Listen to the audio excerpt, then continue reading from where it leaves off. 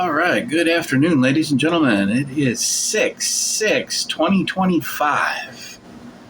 And I thought I would just kind of chime in a little bit on my thoughts, maybe kind of unpack a little bit of a psychoanalysis of this Elon and Trump dynamics, or some sort of schism, or it feels like a breakup, right? I mean, it really does. It feels like the band is breaking up. And what forces around Don would want the band to break up, right? That's really, I think, at the core of the analyses of what's going on.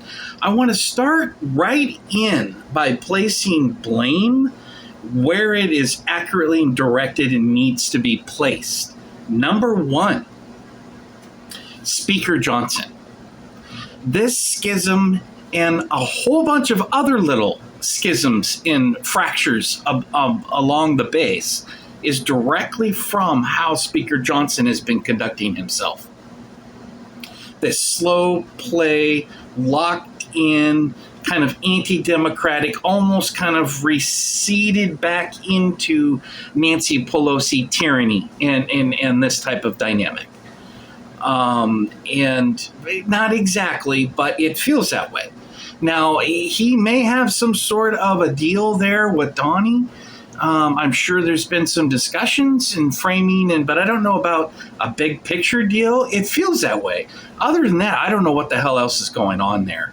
That type of slow play, it creates angst and anxiety amongst the base. Things aren't happening. Things appear to be sabotaged and stomped down. So what do you call that? Secure. What's the adjectives for when you contain something? You are the cat's in the bag. You are almost a puppet master, a string master in a way. Although it's not quite that complicated in Johnson's part, but this is a direct. It felt like the way things were perceived through how Speaker Johnson's behavior, the way, this is my interpretation with Elon, is it's a massive disrespect. Everything that Doge has uncovered, that's been months and months of great political press, great momentum, all kinds of, they also were a lightning rod where people were literally trying to blow up Teslas and shooting them up in Salem here. We got wackos trying to shoot up Teslas because of this target of him stepping up into this leadership role and doing what he did. Now, that needs to be acknowledged. That's really significant. I don't have to talk about my feelings of lithium batteries or anything else that Elon has got going on. It doesn't matter to me. It doesn't matter how I feel about it or my perspectives, because that has been accomplished. That is a victory. It will be historical for decades to come. So when Speaker Johnson just goes, nah, we're not going to address this. Oh, the rescissions, that's separate. We're working on this big, bold, beautiful robotic bill. Remember, Elon? Right? So, and I think there is some things going on there in the legislation. I mean, I could sense it. It hadn't been discussed a couple days ago. Now Elon's admitting it. Okay, yeah, you're going to subsidize gas. Let's just let it go. I'll let it go. No EV or solar panel subsidies, but you're not going to do the same fair treatment to oil and gas. These are his own words, his own tweets. They're there, should be in the ether. So it was acknowledged by the master himself. Elon admitted that was a little bit of something. Now, he hated tariffs. Didn't like tariffs. Why? Because that is directly goes right into his business. Navarro, who I really do hold about 40%, 33.3% responsible for this abrupt, nasty dissolution, this divorce with Elon and Trump, and really with America First. This is a huge chunk of that bigger umbrella. I consider myself America First. There's Maha. I even like Eco Maha, which I played with that brand. There's the MAGA, some of these diehards in here that are deep loyalists and appear xenophobic. I love you guys. I just analysis, just doing analysis. But you kind of, there's this anti-immigrant. We don't want any visas. We don't want any foreigners. We've got this type of almost a DEI. Unfortunately, I hate to say that, but it's almost a little bit of a DEI framing and vision for America from a right MAGA lens. It is what it is. I understand. And I don't want to be critical. And this is not a judgmental towards them at all. We're placing blame on Navarro.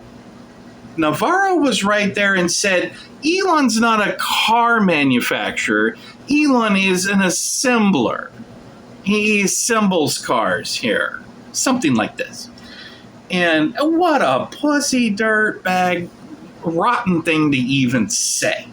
Navarro right there exposed himself, this was a couple months ago, as chisel and hammer away at Elon and Elon's clout, his relationship with Trump, which some even suggested it looked like a vice presidential buddy relationship. I would call it a bromance. A bromance is a term that's not a sexual energy, not necessarily. I'm not suggesting that in any way, but a bromance is it's a buddy bro type of bonding when it's not a homoerotic type of base. I mean, some debate. Like you got people that say, "Oh, it's all homoerotic, bro. What are you trying to? Is that what you are too, bro?" Now listen, come on, work with me. But that's significant because that's really why this feels like a relationship breakup. That's really why this feels like mom and dad are divorcing and we're splitting up the shed. And where does the dog go? And where's all the artwork go? Everybody always fights about the artwork around me. So it is what it is. Nothing makes you feel more important when you got two distraught, sobbing, emotional train wrecks fighting like hell over your paintings and who gets what. Jesus. I do not make light of that. But back to the focus, Navarro, he really looks like a backstabbing chump change. I'm sorry, bro, because Navarro's got good ideas. He did prison time for Donnie. I understand. There's a whole bunch of these guys that did prison time and think they're owed some sort of chief assemblage around the round table of the godfather of the, Brotherhood of the Long Arms and Knives. And the other one there is Steve Bannon. And Bannon is really exposing himself as a bottom feeder in this dissolution. To make a statement like, even as a joke or a gaffe or a zinger or whatever you want to call that, to say Elon is not American, to say Elon is not with us and hasn't been fighting for us and hasn't fought in the gnashing of the teeth, brought back Twitter and rebranded it X. There's still twerks, still got some intel in there, unfortunately. And the brother fired like 90% and there's still some fucking intel in there. That just tells you how deep these guys get into these situations. But I digress on that. That's very significant. We don't ever forget those things and those accomplishments that Elon has done. Shame on you, Bannon. You look like a grumpy, angst old man with hemorrhoids or something. I mean, you're just not cool. Shame on you, brother. And I stopped watching. You got a beautiful little lady down there, Miss Winters, and that's the only thing that I even remotely watch you anymore, is her. And her spot-on, remarkable journalism. But Steve Bannon brother, you've already been there. You fucked things up in the first term. Don't start fucking things up in the second term. That's what you do real good, brother. You are the divider in chief. You're the chief of staff and divider. You attacked Donnie Jr. in the first term, Mr. Bannon. It's all one long war room with you, sir. It never ends. It's the Bannon's war room in his mind against himself and everybody else, including his brothers and comrades and colleagues. Isn't it, sir? Shame on you. You're celebrating this demise. And you are right at the core where you've been prodding him. You've started in on the visas. It's just the optics. You guys are unable to see the optics of what you do. It's probably self-absorption, probably narcissism. There's a lot of that going along out there these days, especially in politics, on the national stages. I understand you guys did prison time. I understand that. All right? I understand you did prison time for the cause. I guess. Right? You got swept up like a hurricane in my eyes, brother. So you got Navarro sabotaging Elon. You got other administrators sabotaging. You got deep state inside around Donnie sabotaging Elon.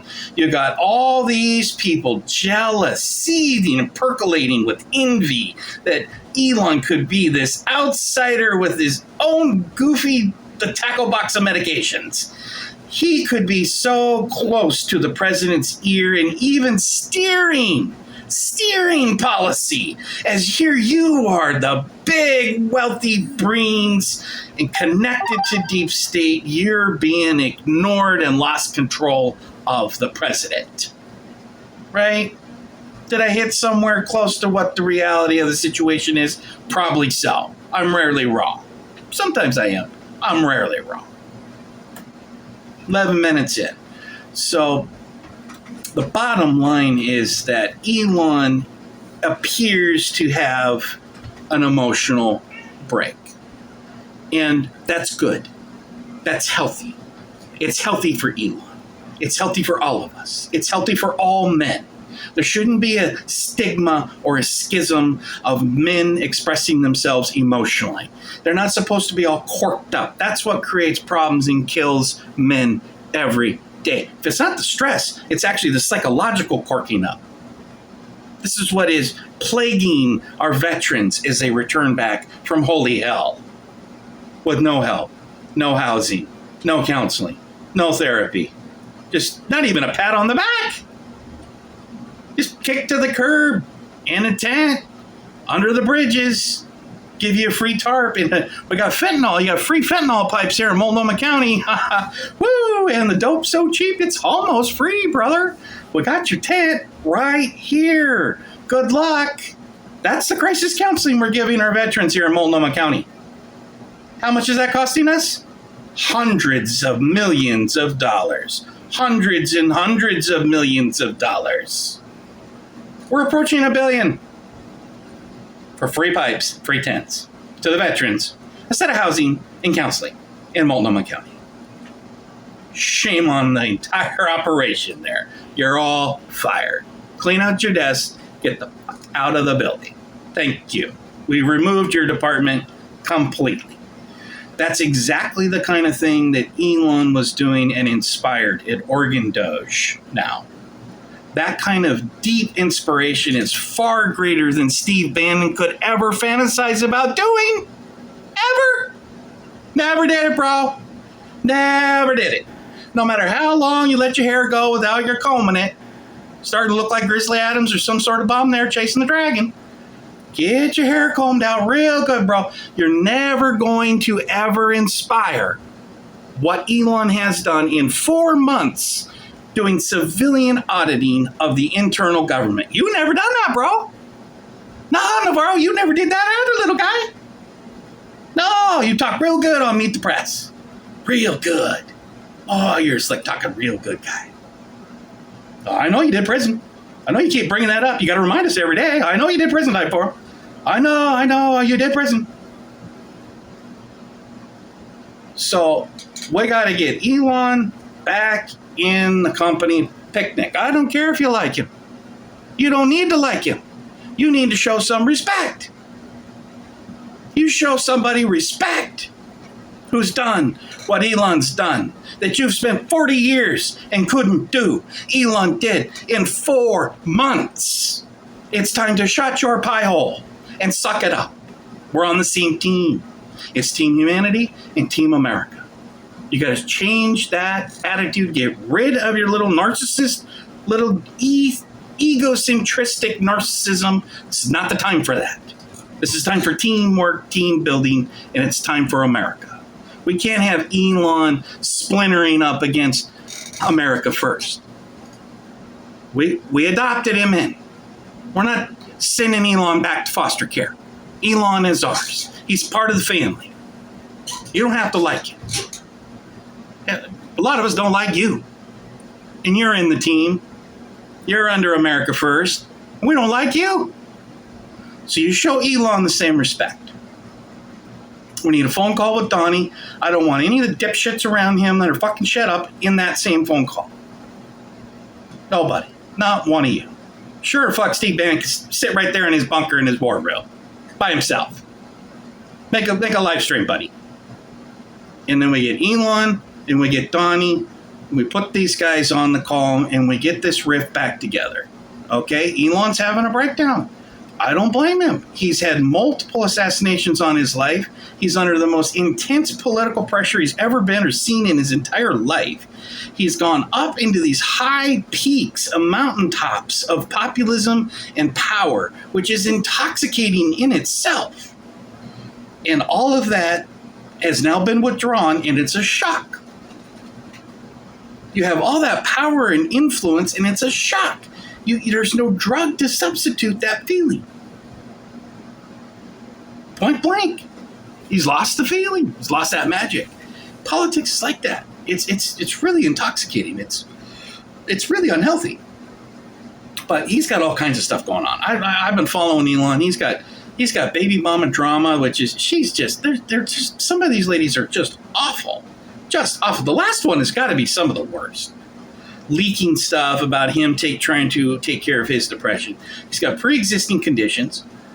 Some of them I'm not even totally sure. InfoWars, AJ is an insider, and he said some things. He's made some soft diagnoses. I don't know.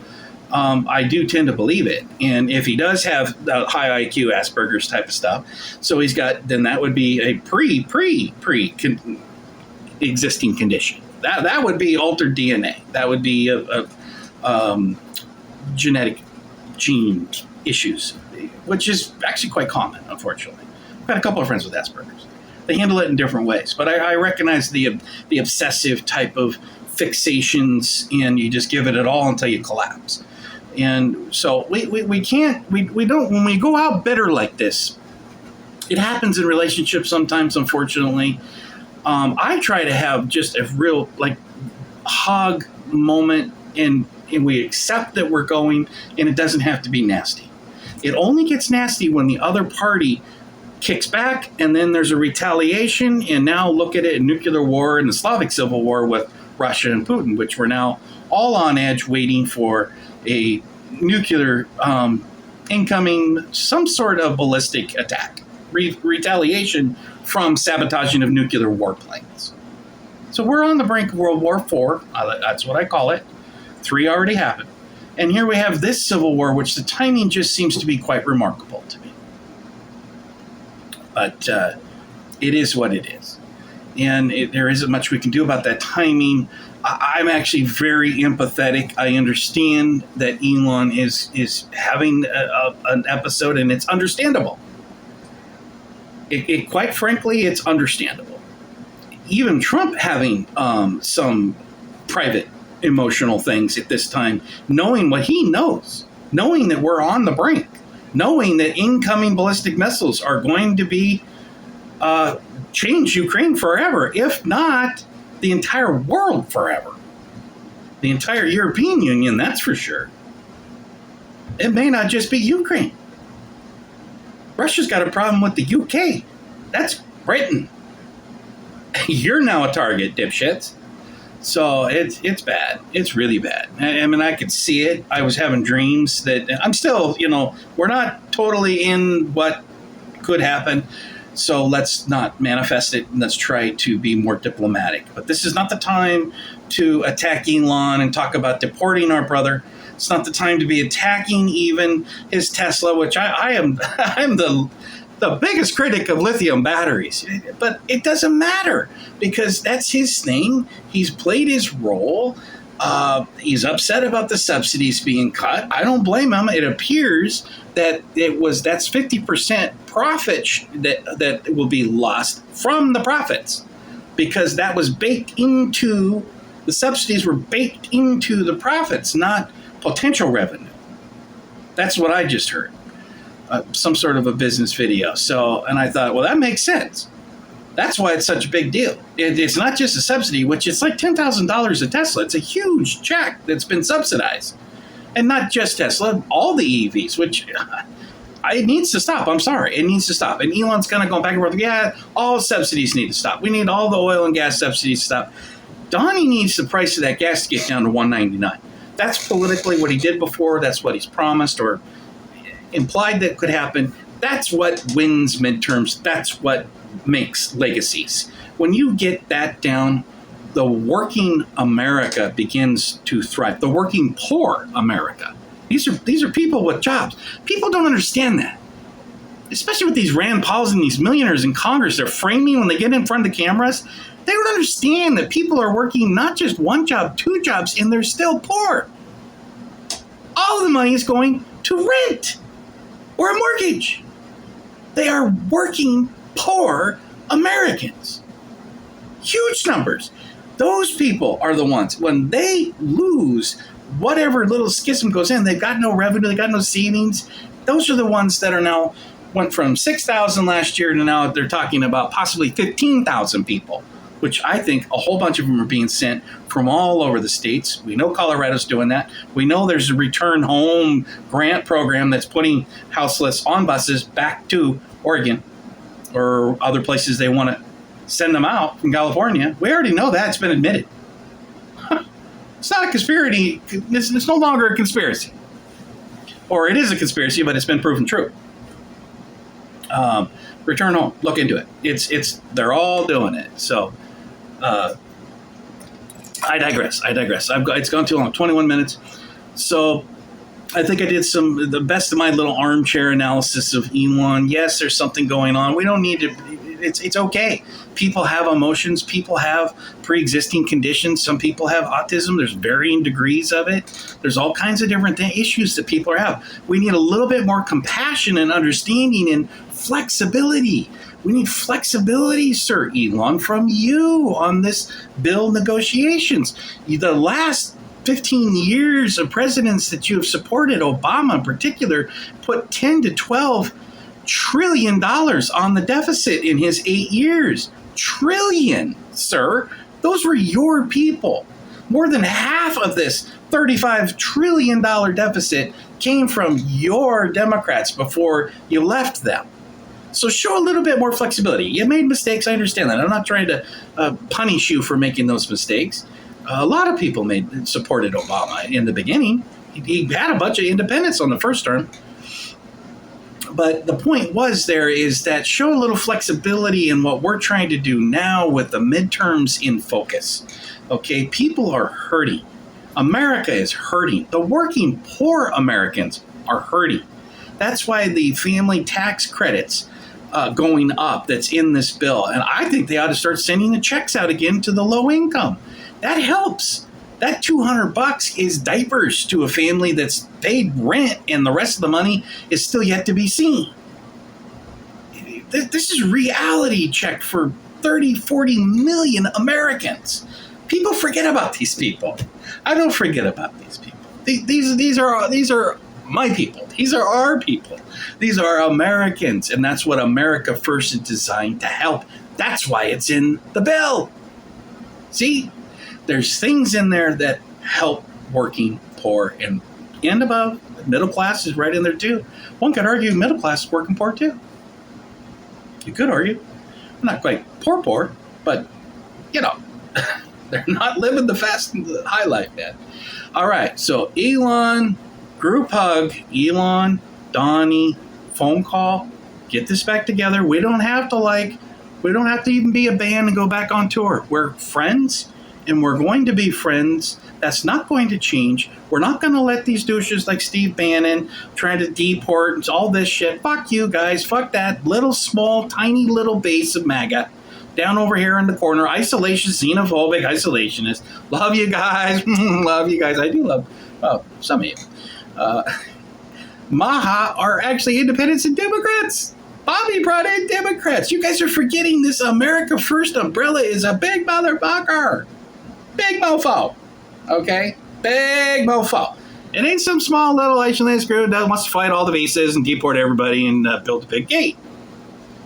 You guys are okay. I'm with you 75%, really, except for some of that stuff I just said. I don't really think that's healthy for us. Sure doesn't win midterms. That's where I'm at. All right. God bless. We're getting the band back together. No more bickering. Sit down. Shut up.